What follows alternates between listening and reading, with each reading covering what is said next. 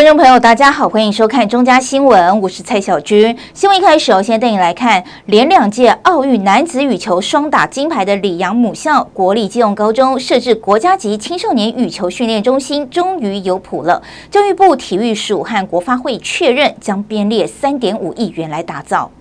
连2届奥运男子羽球双打金牌里昂的母校国立基隆高中设置国家级青少年羽球训练中心，终于有谱了。教育部体育署和国发会确认，将依据国立基隆高中提出的计划，编列3.5亿元，利用基隆中学大约2甲的校地范围内，新建国家级青少年羽球训练中心。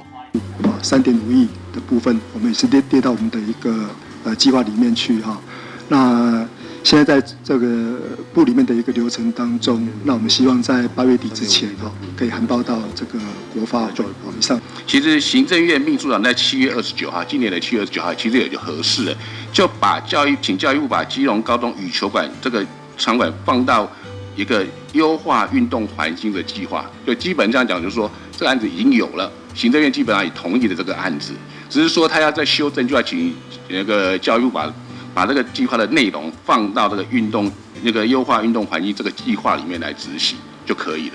从上一届奥运，里昂和王麒麟在男子羽球双打中拿下金牌后，政府就喊出要在基隆高中设置国家羽球训练中心。沉寂将近4年后，里昂和王麒麟再度拿下奥运男子羽球双打金牌，因此立委林佩祥特地邀请立院教育委员会立委林倩琪以及国发会体育署基隆高中、市政府教育处和暖暖区3位市议员到基隆高中现场讨论会勘后，确认这项计划将编列预算定案。我们会督促我们的体育署在今年9月中旬的时候，尽快把他们针对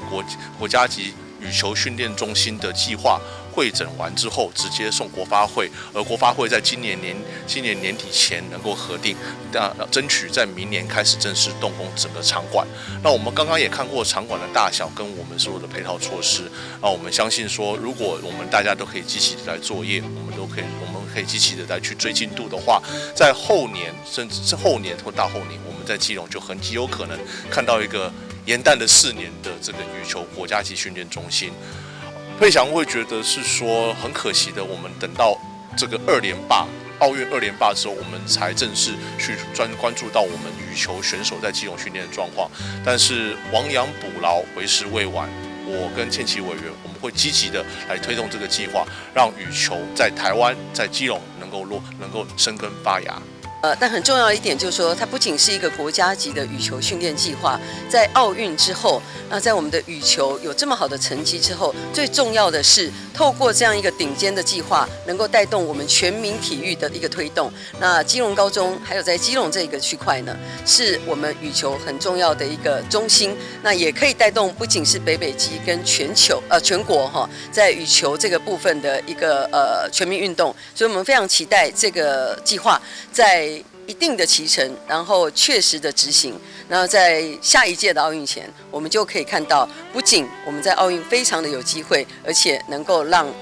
这样子一个运动带动了全民体育。立委林佩祥也强调，会在立法院和林倩琪委员持续追踪这项计划的执行期程，希望明年就能够看到一定的成果。记者吴俊松基隆报道。接下来我带你来看台南市的羽球场馆在热门时段一位难求。台南市体育局长表示，除了持续新建全民运动馆外，也积极和大学院校合作，增加全民运动中心的数量，符合市民的需求和期待。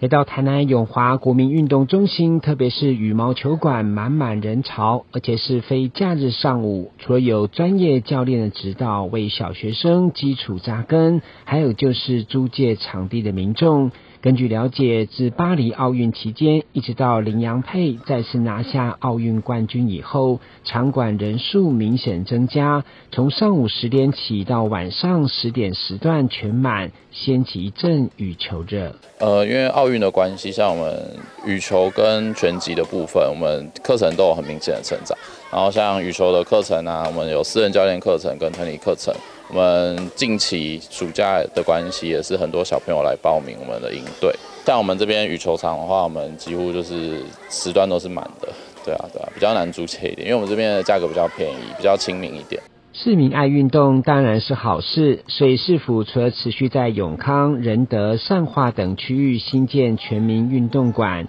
同时也会和大学院校合作，希望增加场馆的数量，以符合市民的需求和期待。那我们也会分区在西北这边多办一些比赛，让我们这些小孩子能够从基础开始，能够多参加比赛，然后提升我们的竞技实力。那我们希望民众去那边体验，一方面运动，一方面能够了解一下我们这个拳击运动，它的比赛的规程啊，然后让自己有兴趣来去参与。除了最夯的羽球在球场运动变成一种潮流，另外原本相对较不普及的拳击，其实在林玉婷奥运夺金以后，台南市所属的国民运动中心若设立拳击、格斗竞技、泰拳等相关训练场馆，特别是女性朋友的询问度也很高，所以局长也希望市民从体验了解规则开始，增加兴趣，并享受运动的乐趣。记者郭文吉台南报道。接下来我带你来看桃园捷运携手企业推出了 Let's Go 巧虎彩绘列车和位处 A10 与 A21的可爱车站造景，并串联捷运站旁的巧虎梦想乐园。桃园市长张善政特地前来体验与开箱，欢迎大家来桃捷遇见巧虎和他们的好朋友。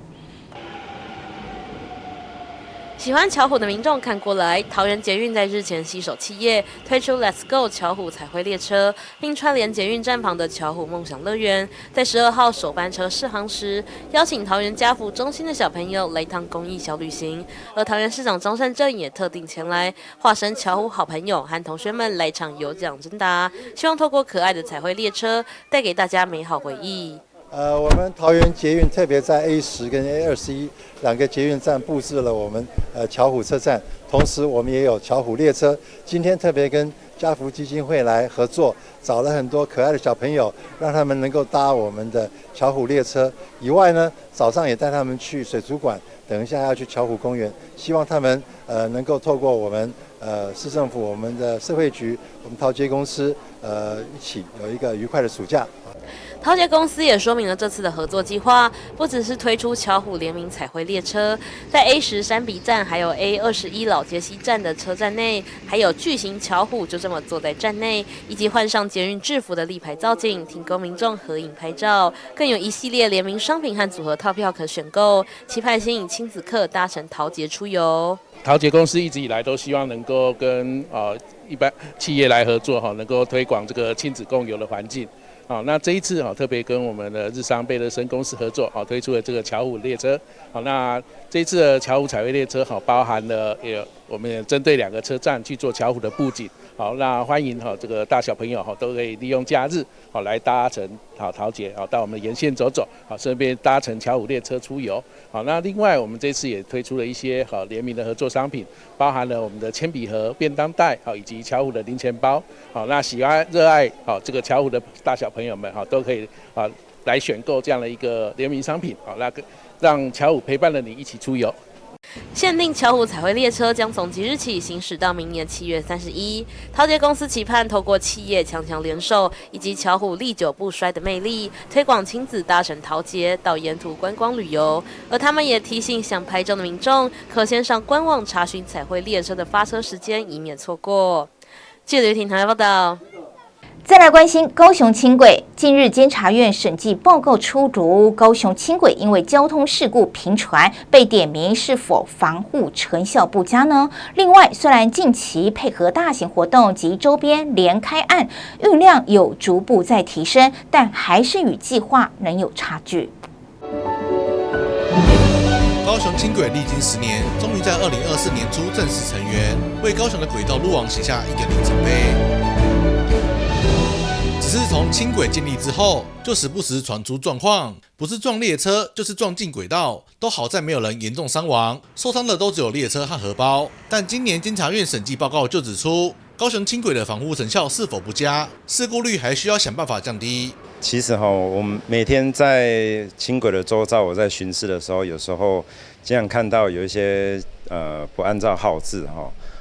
违规左转，然后或者是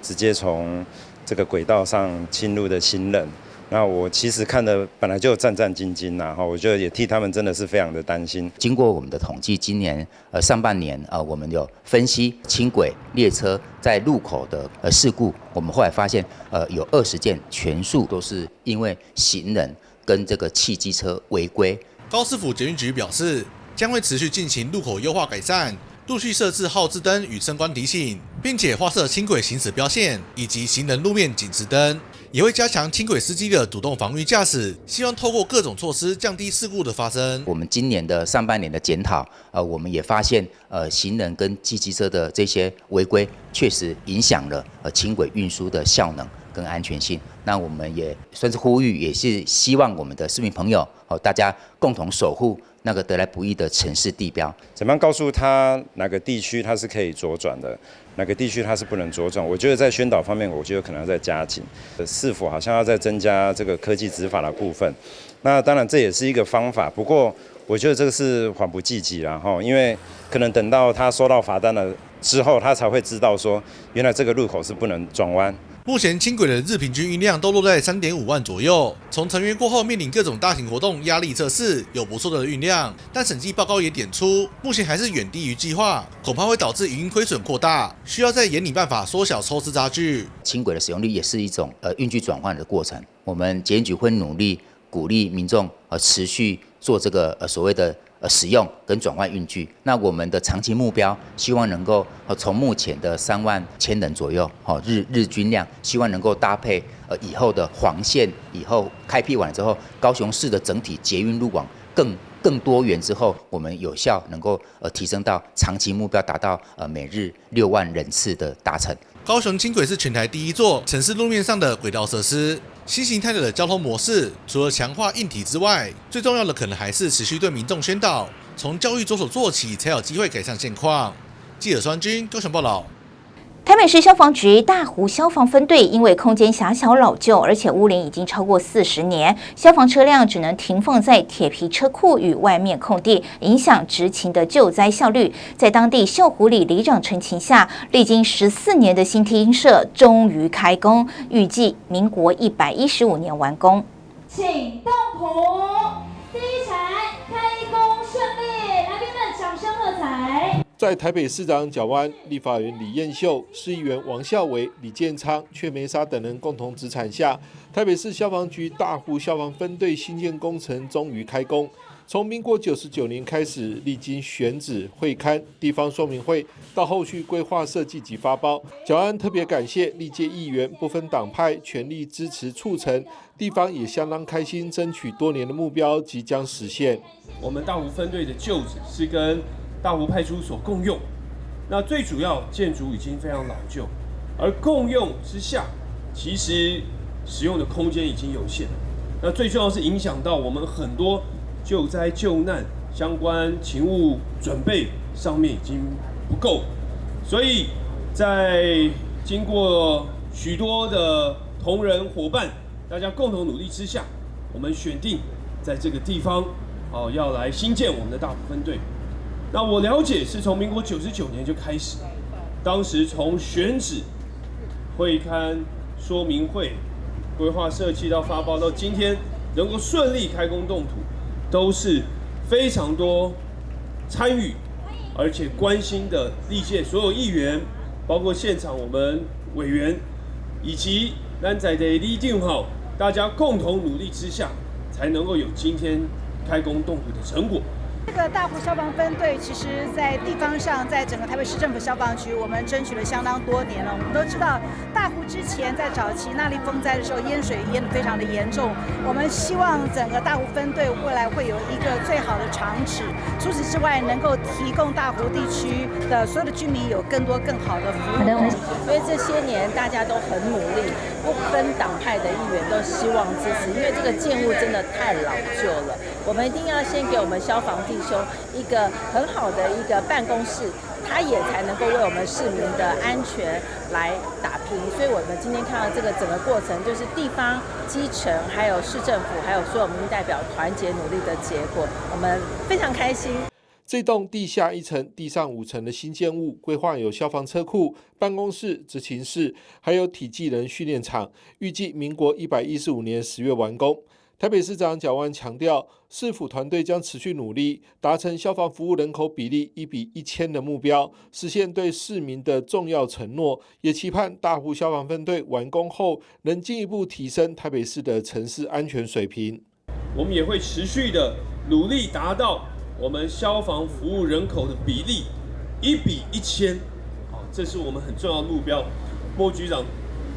这个压力很大，但是这是我们会不断的努力，也是对市民朋友的承诺。那最后，我们也要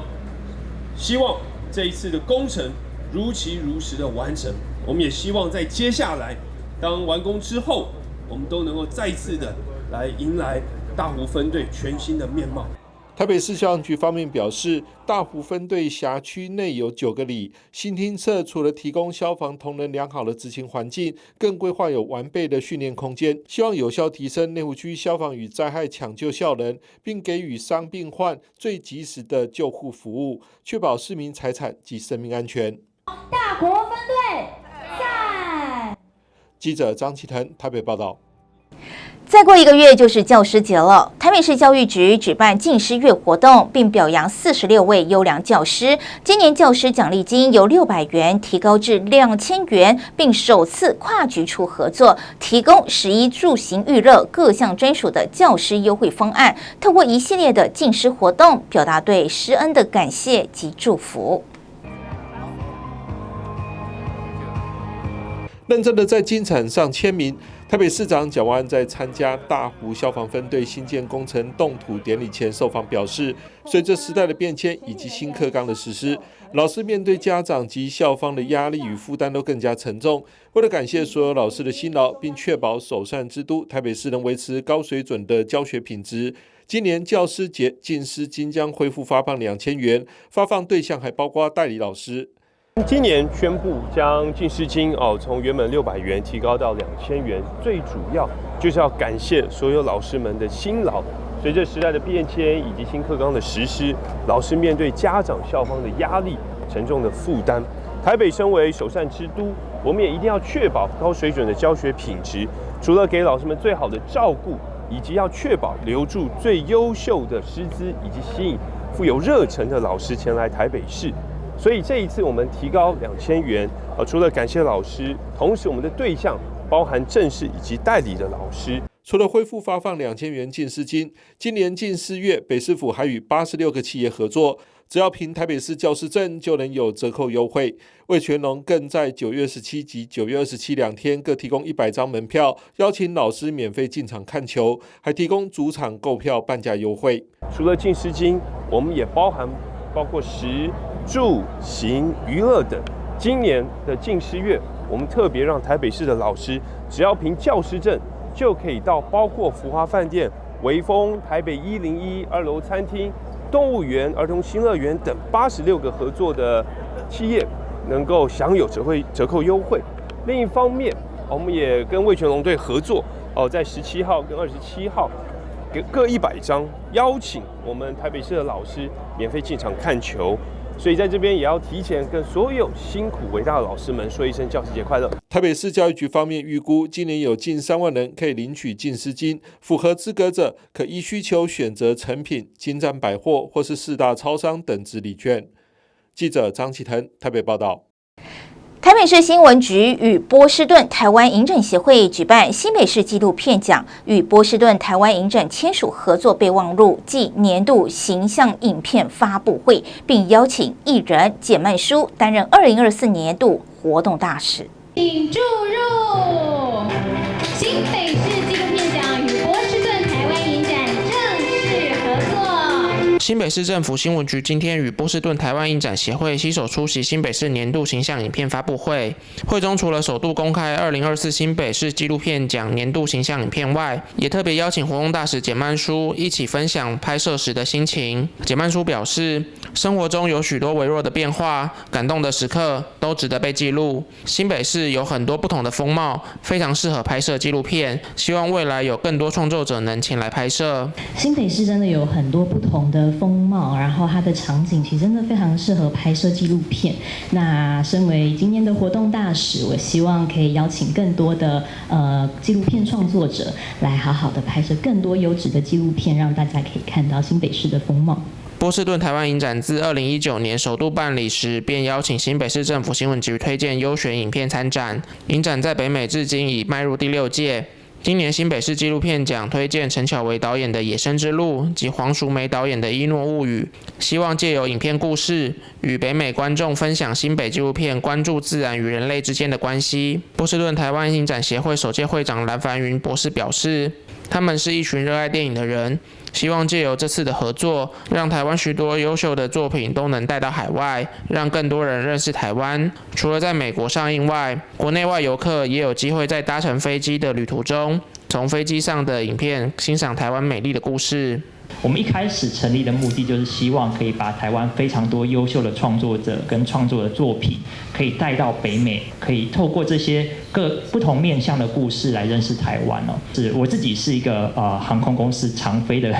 一个，我在台湾跟美国两边跑，大概每2个月就会飞一次。那我上飞机的第一件事情就是会先点开新北的这个天空影展，去看说有什么新的片子我可以看。那在飞机上面看的时候有额外的感动，你在海外的时候看到这些新北市台湾的各个角落发生了各式各样的一个风土民情跟感动的故事，是真的会觉得会想要掉泪这样。那我们也把这样的感动就是把它带到了波士顿。今天这个签约的仪式啊，合作备忘录的签约仪式，我希望是下一个阶段的开始。我们可以把它继续让更多的在不同地方、世界各个角落的观众认识我们台湾优秀的创作人跟作品。新北市长侯友宜也分享新北纪录片发展的心路历程，特别指出，北市纪录片走过14年，内容从环境永续到社会关怀，多元的主题让感动无所不在。影展过去也在亚洲多个国家展出，这次特别与波士顿台湾影展合作，让国外观众都能看到新北的成长，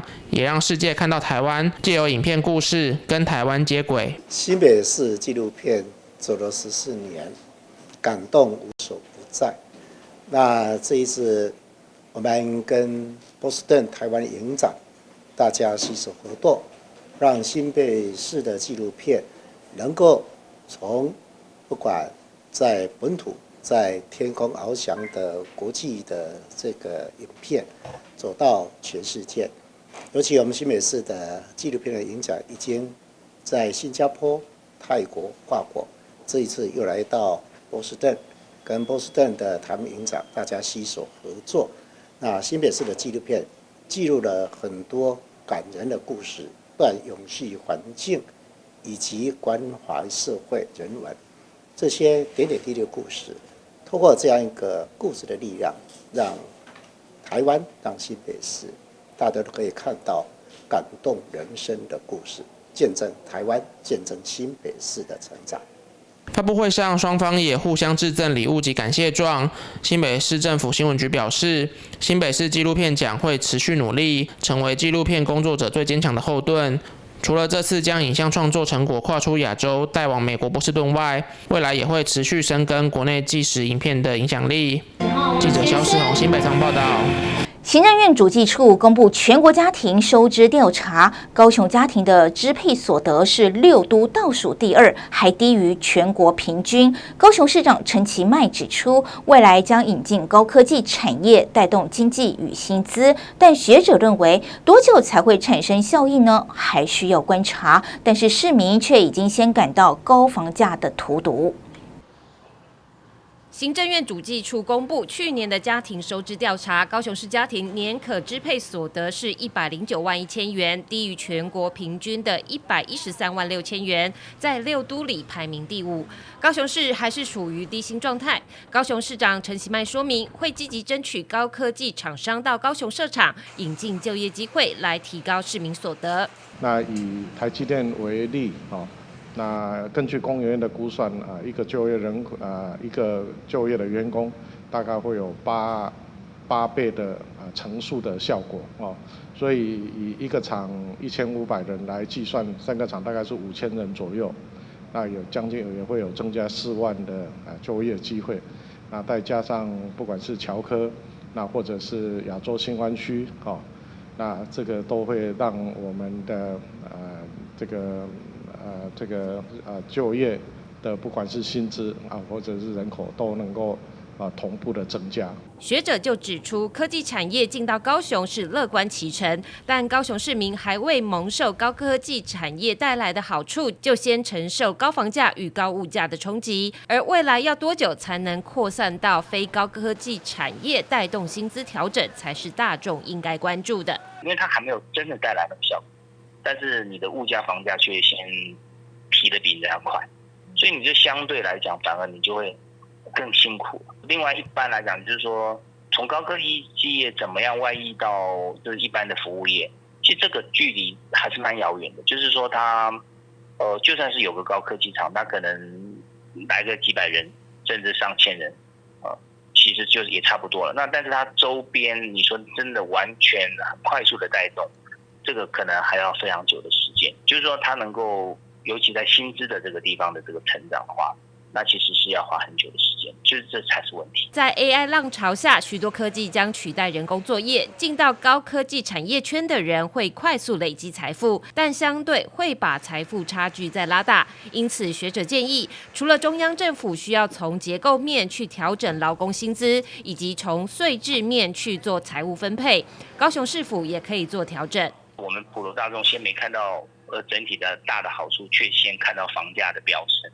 那这个地方其实地方政府还是可以做一些事，比如说怎么样再多提供点这个社宅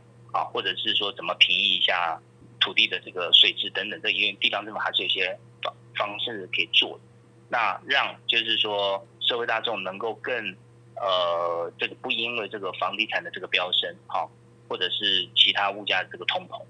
然后先受其害。房价物价飙涨，一般小老百姓生活不见富裕，却越来越捉襟见肘，还有待政府为民众找出解决之道。记者吴佩珊高雄报道。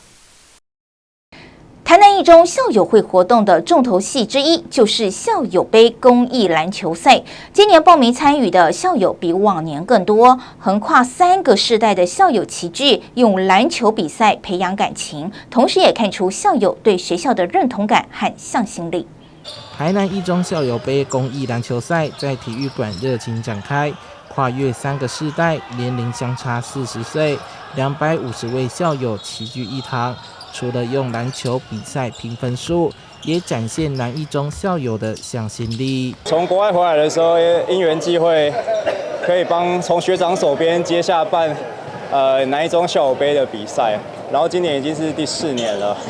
然后一次比一次的完整。就一开始的时候没有那么盛大，那我们把校友杯的比赛都是全程按高规格，请专业裁判与记录台做记录。然后还会有奖金、奖杯、MVP 的奖杯这样子。台南一中校友遍布海内外，在各领域都表现得相当优秀。毕业之后各自忙碌，跟同学聚会的机会变少。透过每年的校友杯活动，能够联系感情。画面中的这场比赛是由50年次的校友对上79年次的中时代。在比赛前，老校友也对学弟们信心喊话：学弟们打球，尽量发挥没关系，我们会让你们的。重回一中的校园，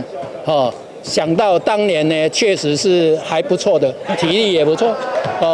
但是现在不能讲说不减当年。是非常逊色。回到自己青春时期熟悉的球场上打球，虽然体力不如当年，但有满满的回忆。赛事当天恰逢七夕情人节，校友都带着家属一同参与。赛场上火热十足的对战，赛场下老同学互相分享日常，用比赛见证友谊。记者郑怀谈的报道。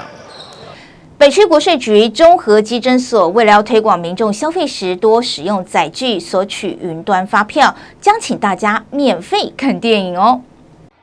为了宣导推广民众购物消费时使用载具索取云端发票，鼓励民众下载财政部统一发票兑奖 APP， 北区国税局综合稽征所将在9月7号星期六上午10点，在中和环球购物中心影城举办精彩岁月放映双盒的租税宣导活动，希望借由电影欣赏方式吸引民众共同参与。本所将在9月7号早上10点。在这个中和环球购物中心4楼的微秀影城举办精彩岁月放映双盒的租税宣导活动。庄美学主任说，今年选定的片单适合全家大小一起观赏，有霍尔的移动城堡、脑筋急转弯2、神偷奶爸4。同时，为了吸引年轻族群，也特别挑选漫威英雄电影《死侍与金刚狼》，喜欢看电影的朋友千万不要错过了。那这次播放的电影有适合全家共同来观赏的，霍尔的移动城堡，那脑筋急转弯2，还有这个神偷奶爸4。那为了这个吸引年轻的一个族群，我们也特别挑选了全球票房突破11亿美元的《死侍与金刚狼》。也要再提醒这个看这个《死侍与金刚狼》的一个民众哦，那因为它有年龄的一个限制哦，所以民众可能要记得携带身份证件哦。电影入场券将在9月2号上午10点开始，在中和稽征所3楼多功能教室进行兑换。凡是捐出113年7到9月未开奖之云端发票15张或纸本发票25张，就可兑换电影入场券1张，每人限兑换4张，兑完为止。欢迎民众踊跃参与。当天现场还有时下最流行的拍贴机、可爱造型的棉花糖、捐发票送好礼等活动，请市民朋友踊跃参加。消费购物时呢，记得使用载具索取云端发票。那本次呢，所募得的所有发票呢，我们也会捐给这个中和地区的新北市私立大同育幼院。那请大家一起来捐发票，做爱心。捐发票，做爱心，精彩岁月放映双盒赞。记者吕其坤、沈金华新北采访报道。接下来要带你来看传承6代的道士家族雷城坛举行一项拜师典礼，特别邀请基隆市副市长邱佩玲、市议员宋伟丽等贵宾来见证，期盼传统的道教文化科仪能够持续传承。在咱众神的主前举行修立门生仪式。画面上是雷城坛的道士拜师典礼，入门弟子林怡轩向李悟己道长正式拜师学习。隆重的拜师仪式，特别邀请基隆市副市长邱佩玲、市议员宋伟丽、民政处长张渊祥、文化观光局副局长郑鼎清跟中山区区长徐雅文等贵宾一起来见证。期许在年轻世代的投入下，让道教科仪文化永续流传。我会看他说，这个有没有这个师生的那种有缘分，再来就是说看他的生辰八字对这种宗教有没有那个缘分有缘分就收来为名下这样子，这么只要看缘分的。因为我本身自己就是有在诵经，那都是学佛法这边的方面。那偶然间在电视上看到，就是在介绍一些道教的文化。那一直以来就是想说，道教是一个很深奥，然后不好进入的一个领域。那刚好也是一个因缘机会下，跟李老师这边来认识。那认识了之后，跟李老师这边一接触过后，发现道教的文化真的是非常非常的不同，很多的专业在。今天这个门下刚好这个就看着择个吉时良日。给那多探见时阵，刚好市政府副市长啦、处长他们区长都觉得蛮疼爱小弟我就是说他们邀请他们，当然没有义不容辞，马上就来参与说要参加这个观礼的仪式。我第一次见证这样的仪式，那我必须要对雷城坛的道长们非常感谢，在中元祭这段时间完全看到他们的身影。到今天为止，我们一切风平浪静，都非常的顺利。再一次谢谢雷城坛，可以让基隆一切平顺，一切平和，让我们人心祥和。那也希望学生们更努力，可以接棒，代代相传。基隆市的道教由伊的这个李天龙道长担任着道教会的理事长，现在由咱李木基道长来担任着道教会理事长。徛在市政府的立场，非常感谢咱雷城大两位李道长对基隆市道教以及相关文化科仪的传承。多年来，雷城坛协助主持基隆中元祭的各项科仪，也肩负起传承道教文化的使命，期盼在年轻世代的学习与传承下，让基隆的良善风俗跟道教科仪文化发扬光大，永续流传。记者黄志生、陈淑平基隆报道。接下来要带你来看台湾府城隍庙有一位虔诚的信众，长期无私的奉献物资及贡品，多年来庙方始终无法得知他的真实身份。近期这位神秘的信众又送来10箱共240斤的龙眼蜂蜜，庙方每日冲泡成冰凉蜜茶，放在正殿供信众免费享用，将信众对神明的敬献化成大爱，分享给民众。一般来到庙内奉茶，大多都是用白开水或者是茶水来请信众。不过，台湾府城隍庙使用的却是纯蜂蜜制作的冰凉蜜水。原来是有一位默默行善的信众长期奉献所来，而且这位信众每逢初一、15都会委托水果行送来大批的高级水果敬神，所以多年来始终无法得知这位信众的真实身份。你刚才迄送来是啥物人？你敢知？拢迄个请迄个果子行送来啊，果子行送来。哎，伊送几担啊？送几担？一两担有啊，伊拢我嘛唔捌啊，伊嘛莫甲阮讲啊，我嘛唔知啊。依照规定，庙方不能将信众捐赠的物资拿来自用，所以庙方决定将这位信众捐赠的240斤天然蜂蜜做成奉茶，请来到庙里拜拜的信徒喝。一般都是只是茶而已啊，对。因为第一次提到蜂蜜水这样子，好喝啊，而且冰冰凉凉的，冰冰凉凉消暑。拜完一圈这样下来，然后喝到这个，然后就会觉得就是有一种从心里面又甜起来的感觉。这面哦，这圆圆干面哦，这算讲吼信众吼，一个信徒摕来拜，因为伊逐个月伊阵拢有买果子，买啥话拢初15有来拜，因为哦，伊摕来拜拢好的果子，即届用蜜，无就伫圆圆干，从旧年过年底吼，伊用迄圆圆干壳来，阮就拢放互信徒去脱胎换骨去拜，即届伊用蜜来，阮是讲吼，这信徒来贡献的。阮就甲泡蜜茶，互信众去享受，安尼大家共享。台湾府城隍庙主委郭荣哲指出，夏天来杯冰凉的蜜茶，令人心凉脾肚开。庙方以1:9的比例冲泡，放进保温桶，让信众无限畅饮。为减缓蜜茶变温坏了口感，庙方还搞刚制作了蜂蜜冰块和蜜茶一起冲泡，让蜜茶整天都冰冰凉凉，甜蜜又健康。记者张硕维台南报道。2024新世代主播夏令营第2梯次活动圆满结业，学员们除了学习采访、写稿、配音、摄影外，也接触到时下最夯的 AI， 并坐上主播台播报新闻。2024新世代主播夏令营第2梯次活动8月14、15在双子星电视台登场。课程首日，邀请到南台科大黄琼颖老师向小学员们介绍 AI 这项新科技，并教导大家利用 AI 网站制作图文报告。产生哦，来倒数，我们来倒数3、2、1 ，Go！ 哦，出来了，好快哦！中嘉宽屏3冠王双子星郭文吉、秦蜜纯2位当家主播，也在课程中分享新闻怎么来，以及播报新闻、主持节目的诀窍与重点。问问题的时候要尽量的详细啊。那老师今天也有列了一些采访的提纲，让大家参考。我们遇到了区长要问什么，好，遇到里长要问什么。里面教到的东西呢，其实以后你们上班也都会用到，因为你们上班要不要去面试？要面试嘛，对不对？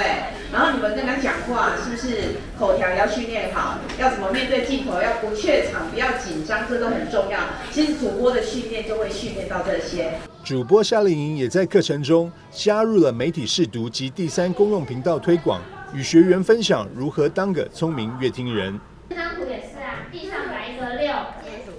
有人看是9，有人看是6，对不对？所以想跟大家讲的都是什么是媒体识读？网络这个讯息不要乱相信，因为如果你一点进去，可能就会手机中毒。那要怎么样预防吗？刚刚老师有教吗？先去看别人留言，或者是自己去问亲朋好友或者自己的爸爸妈妈。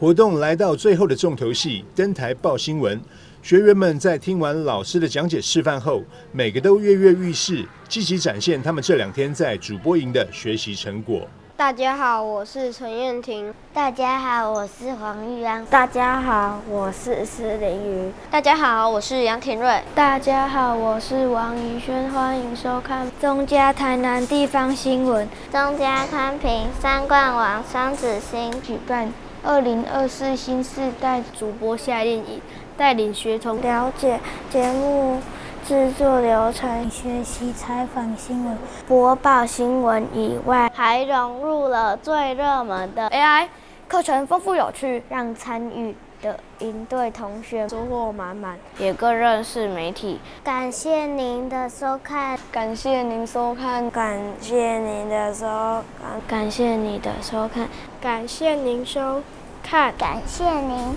收看，感谢您的收看，感谢您的收看，感谢您收看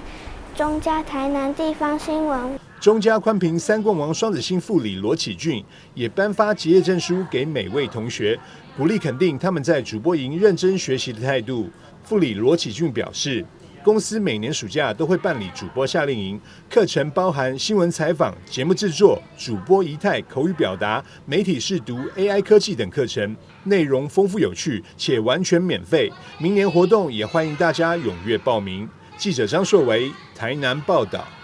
2024桃园有线电视媒体体验营高中组在23、24号2天举行，邀请学生参访有线电视台，亲自体验采访、剪片、主播播报等工作，并聚焦性别平等的议题，挑战分组制播新闻，深度学习新闻采编，让学员印象深刻。在老师指导下架好脚架，拿起麦克风，学员们化身专业记者，又是访问消防队员，又是拍摄他们体能训练、着装出勤、设备维护的模样，亲身体验采访工作。把握暑假末尾，2024桃园有线电视媒体体验营在23、24号2天举行压轴登场的高中组活动，特地安排有线电视台内的新闻工作者，带着学员拿起摄影机和麦克风，拜访桃园市府消防局道友分队，针对消防员职场上的性别议题进行采访拍摄，并分工合作，有人写新闻稿，有人负责剪片，有人则过音，分组挑战直播一则新闻，并在最后进入摄影棚实地播报自己的新闻，深度学习新闻编采还直播流程，让学员印象深刻，并分享实战感想。可能是剪辑的方面吧，本身有学习一些剪辑的技能，然后经过这一次的活动，更加深了我对它的熟悉度。我们去消防局，然后去采访那些消防员们，不仅体验到如何正确的拍摄，也学到如何好好的访问。我觉得我以为摄影机会很重，但它其实蛮轻的，然后操作没有想象中的难。这样，我觉得在昨天的实拍会更了解，就是当时的一些对应方式。如果说就是画面很匆忙或什么的，就是要赶快应对。我觉得这2天还蛮好玩的，很新奇，都是第一次，觉得还不错啊。那个消防员都很热情。那第一次写新闻稿，你会觉得你大傻还是什么？觉得还蛮难的。还蛮难，为什么？因为以前没有写过，要写的比较口语。实作课最好玩的，我还是觉得是我们的剪辑课。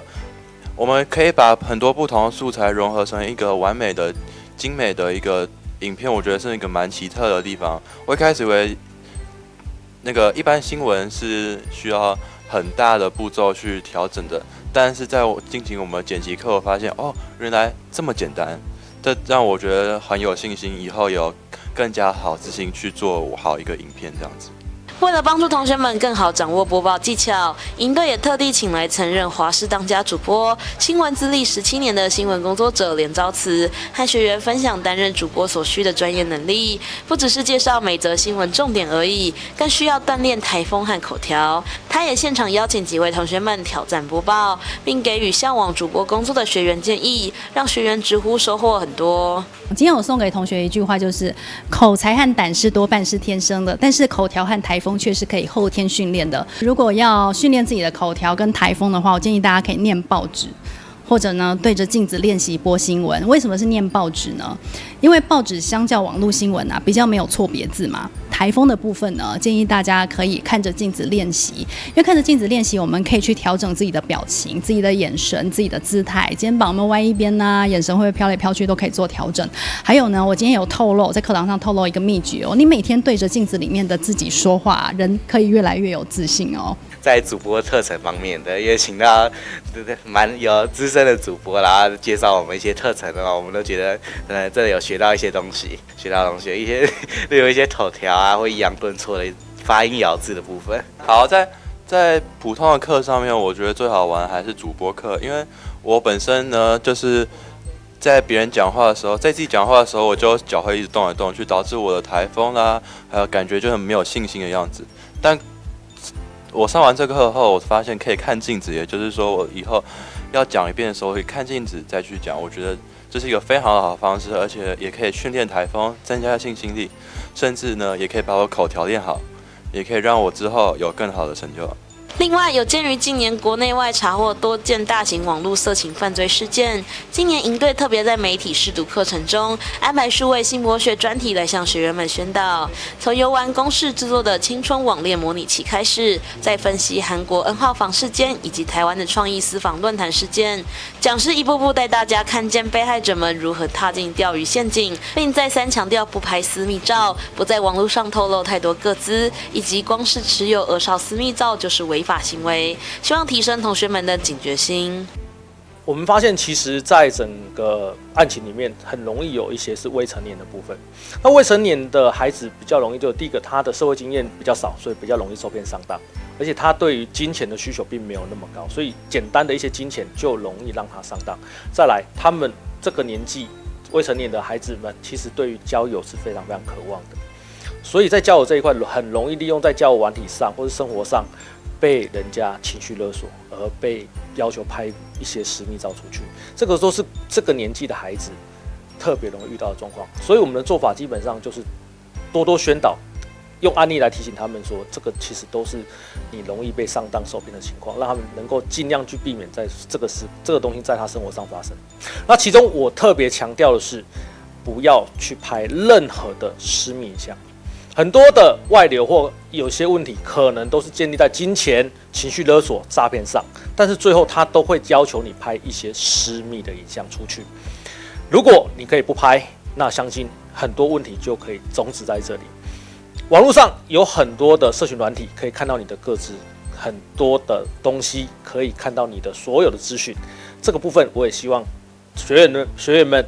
能够减少透露这些东西，这个都是犯罪者找到你的管道。让我印象最深刻的课程呢，就是我们第一堂的数位性剥削。这位老师呢，他提到了很多像是韩国的 N 号房的案例呀，或是要如何在网络上可以保护自己的安全。透过扎实的2天课程，桃园市府新闻处期盼透过实作直播新闻，加深江广学子们对新闻媒体工作的认识，落实媒体禁用权，也扎根正确的媒体素养和性别平等观念。是有线电视媒体在。记者听台报道。以上就是今天的中嘉新闻，也欢迎您到中嘉新闻的脸书及 YouTube 按赞，就能及时获得最新的在地新闻。非常感谢您的收看，我是蔡小君，祝您一切平安，我们再会。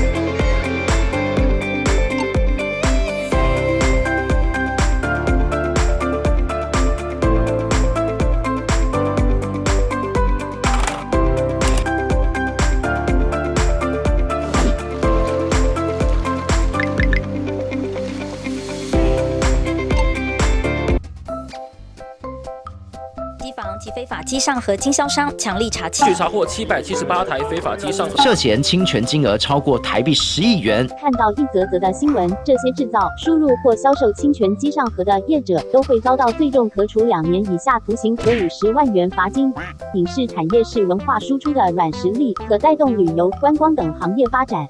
盗版业者行为会让正版业者收益减损，进而减少产出优质节目的能量与资源，直接受到伤害的是文创工作者及消费者。所以请大家检。一氧化碳终结者 NOCO 奖提醒您：屋外式瓦斯热水器绝不可装在加装窗户的阳台、厨房等室内空间，因为瓦斯燃烧不完全就会产生一氧化碳，短时间就会让人头晕、想吐，甚至意识不清。想保命，跟我这样做：1. 热水器迁移至屋外；2. 更换成强制排气式热水器；3. 改用电热水器。NOCO 奖祝福您洗澡通风保安康。酒驾罚很大：1. 提高酒驾违规罚锾，再犯才累计加重，罚款无上限，酒驾拒检或拒测罚更大哦。2. 呼气酒测值达0.25毫克以上，连坐处罚年满18岁的同车乘客。3. 酒驾再犯、拒检及拒测再犯，肇事致人重伤或死亡者，没入该车辆。4. 酒驾重新考照，需强制加装酒精锁，找别人代吹也不行，要罚6000至12000元哦。5. 未完成酒驾防治教育或酒瘾治疗，不得再申请考照。6. 慢车酒驾也加重处罚哦。酒驾零容忍，内政部警政署关心您。